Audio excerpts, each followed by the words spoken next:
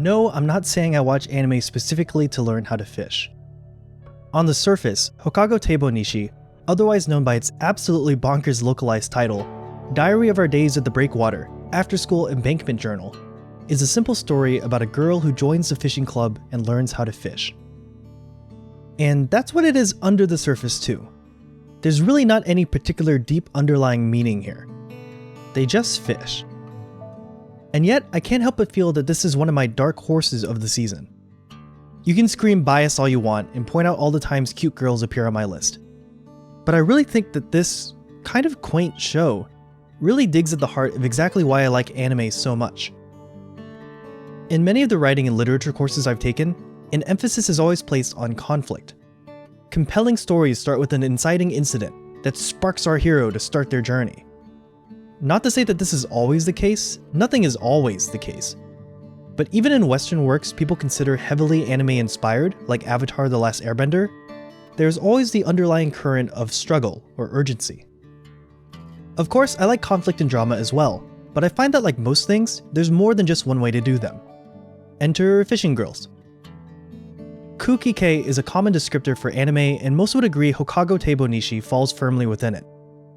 It roughly translates as air type or atmosphere type, and describes a show that lacks any of that aforementioned conflict. There is no driving overarching strife here. The world isn't going to end and lives are not on the line. However, I think that characterizes them as lacking all conflict rather than just a certain type of conflict to be misleading.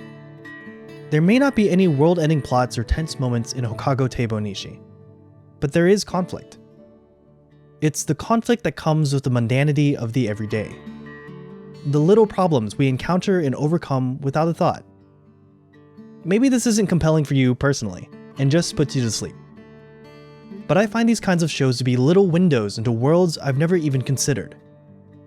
I've had the same feeling every time I've started a new job, witnessing the behind the scenes for the first time. And I feel that same awe watching fishing girls. After all, I don't know how you wouldn't find Tsurugi's journey endearing, or heroic in its own little way. Throughout the show, we witness both the apprehension and excitement that comes with learning and conquering a new skill. The fear of fitting into a social group and learning how to navigate around new friends. Realizing the poignant nature of where our food comes from, and just what it means to kill other living things for sustenance. In a way, the show nurtures the feeling of what it's like to fish yourself. Enjoying the company of friends, all in support of a common goal. Why do I watch anime? Because it is alien to me. It's created by a culture radically different from my own, that places importance on different elements that I might have not discovered looking purely from my own perspective. Yes, sometimes I want that bombastic flair, or deep commentary on the human condition, or a message that shakes me to my very core. But you know, sometimes I also just want to vicariously experience what catching a fish for the first time feels like. And I don't think there's anything wrong with that. Thanks for watching. Just a quick video praising one of the more forgotten shows of the season. However, it might just be forgotten because it was unfortunately delayed. It comes back July 7th, and I hope you'll join me then. If you liked the video, please click the like button. It's the best way to support the channel and tells YouTube it's worth pushing. If you'd like to support me further, you can donate to my Patreon.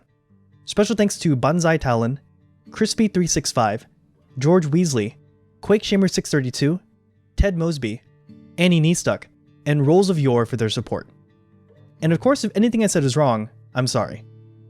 I must have stuttered.